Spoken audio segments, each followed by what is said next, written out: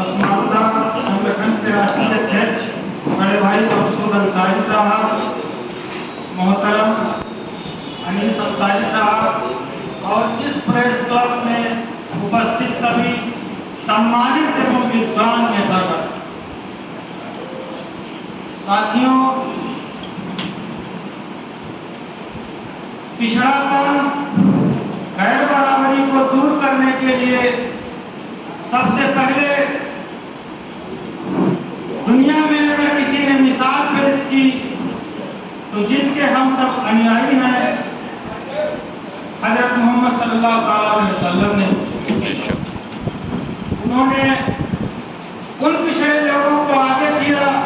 और अहम जगहों पर पहुंचाया जिनकी वह खुद कल्पना नहीं कर सकते थे। अब हम बात हिंदुस्तान की राजनीतिक परिप्रेक्ष्य में करना चाहेंगे। यहाँ पर इस्लाम जो कि पूरी दुनिया में जातीय विभाजन को खत्म करने के लिए आया था, लेकिन हिंदुस्तान में अफसोस की बात, इस्लाम भी जातियों के आधार पर ही फैला और यहाँ की लोकतांत्रिक व्यवस्था की धुरी भी धर्म और जाति के पहिए पर ही नाच रही है। इस जब सब लोग और सभी पार्टियां, सभी नेता धर्म और जातियों को ही राजनीति का अहम मुद्दा बना चुके हैं, तो ऐसे में इनका आकलन जातियों के आधार पर किया जाने लगा। लेकिन मैं इसको दूसरे तरीके से समझता हूं कि वास्तव में पिछड़ा वह है जिसकी तीन शाखाओं में, जिसको सामाजिक, आर्थिक और राजनीतिक हिस्सेदारी नहीं मिली, वह चाहे अंसारी समाज से हो, मंसूरी समाज से हो, गद्दी समाज से हो या शेख सैयद नूरुल पठान ही क्यों न हो, अगर वह राजनीतिक और सामाजिक रूप से पिछड़ा है तो हमें उसका भी स्वागत करना चाहिए, उसे अपने साथ लेकर चलना चाहिए। लेकिन मैं देखता ये आया हूँ, मैंने समाज में सुना भी है, मैं खुद अपनी गद्दी बिरादरी का राष्ट्रीय मीडिया प्रभारी हूँ। देश के कई हिस्सों में मैंने खुद बड़े बड़े कॉन्फ्रेंस किए हैं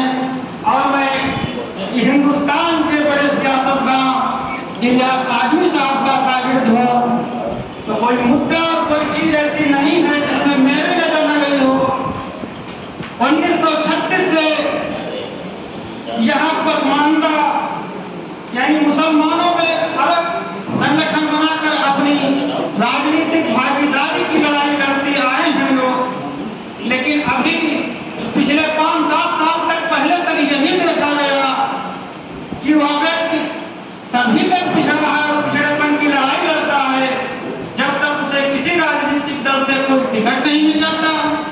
या उसे कोई अहम पद नहीं मिल जाता। उसके बाद उसका पिछड़ापन दूर हो जाता है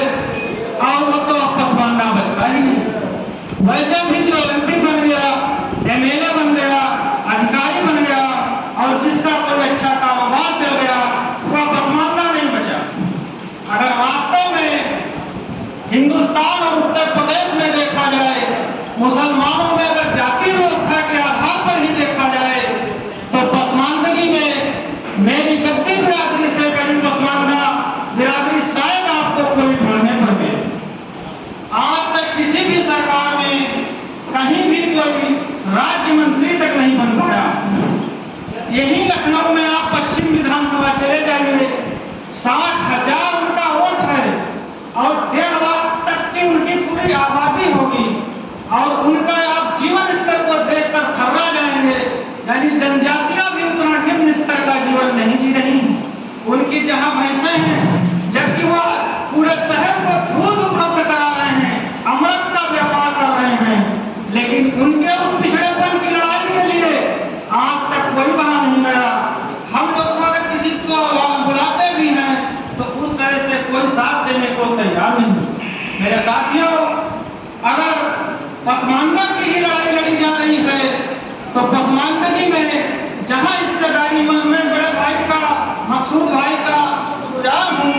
वो जब से लड़ाई लड़ रहे हैं, उन्होंने हमेशा सबसे कम उम्र का होते हुए भी और इस गद्दी बिरादरी के नुमाइंदे को हमेशा अपने साथ जगह दी। दूसरी बात जो अभी मेरे मन में एक नया विचार आया है, जब हम बराबरी, श्रेष्ठता और हीनता की भावना को मिटाने के लिए ही लगे हैं, तो इस तरह की बैठने की व्यवस्था भी नहीं होनी चाहिए कि कुछ लोग मंच की तरफ इस तरफ बैठे और कुछ लोग उस तरफ बैठे। बैठने के लिए भी एक समतल स्तर पर सभी को बैठना चाहिए, सब एक बराबर बैठे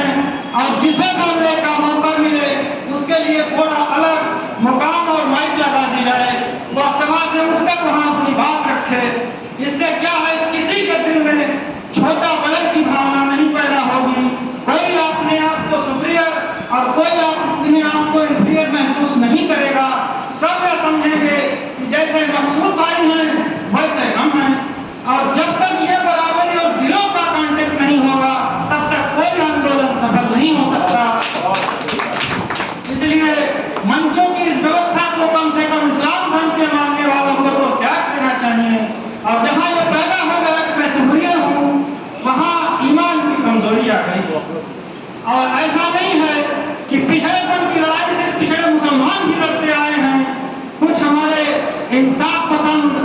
लोग, दूसरे लोग भी हुए हैं, जैसे इलियास आजमी साहब जो खुद पिछड़े समाज से नहीं थे, लेकिन पूरी जिंदगी उन्होंने पिछड़े मुसलमानों और पिछड़ों की ही लड़ाई लड़ी, जिसकी एक मिसाल है उन्हीं के प्रयासों से सच्चे कमेटी और रंगनाथ मिश्रा आयोग बनी। मैं अपनी बात को मुख्तसर शब्दों में खत्म करना चाहूंगा, क्योंकि अभी कई विद्वानों को सुनना है। मैं सिर्फ इतना कहूंगा कि उत्तर प्रदेश में तकरीबन 10 सीटों पे जहां हमारी गद्दी बिरादरी की आबादी 30,000 से प्लस है, उनका वोट ज्यादा है, तो जब आप कहीं हिस्सेदारी की बात करें तो वहां पर हमारे समाज के भी किसी मिशनरी आदमी को टिकट दिलाने और हिस्सेदारी दिलाने की बात करें, क्योंकि जब यह लड़ाई राजनीति के लिए हो रही है और वास्तव में हिंदुस्तान में एक स्कूल खोलने के लिए भी सियासी पुष्टपनाही की जरूरत होती है, और जब तक हम सियासत में कामयाब नहीं होंगे तब तक हम तिजारत में भी फेल हो जाएंगे और हर क्षेत्र में हमें धीरे धीरे असफल ही रहना पड़ेगा। क्योंकि आज तक कोई सरकार ऐसी नहीं हुई जिसमें कोई मुसलमान मंत्री और विधायक न रहा हो, उसके बावजूद भी मुसलमान हर क्षेत्र में पिछड़ता चला गया, क्योंकि किसी पार्टी में जाने के बाद व्यक्ति की अपनी विचारधारा नहीं रह जाती,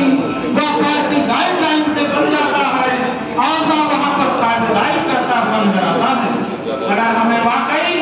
अपने गांव को, अपने समाज को आगे बढ़ाना है तो वास्तव में एकजुट होना पड़ेगा और नेतृत्व ईमानदार और स्पष्ट आदमी के हाथों में देना होगा, जो स्वयं ऐसे लोगों को तलाश करके आगे बढ़ाने की जद्दोजहद करे जो वास्तव में पिछड़े हैं। अस्सलाम वालेकुम।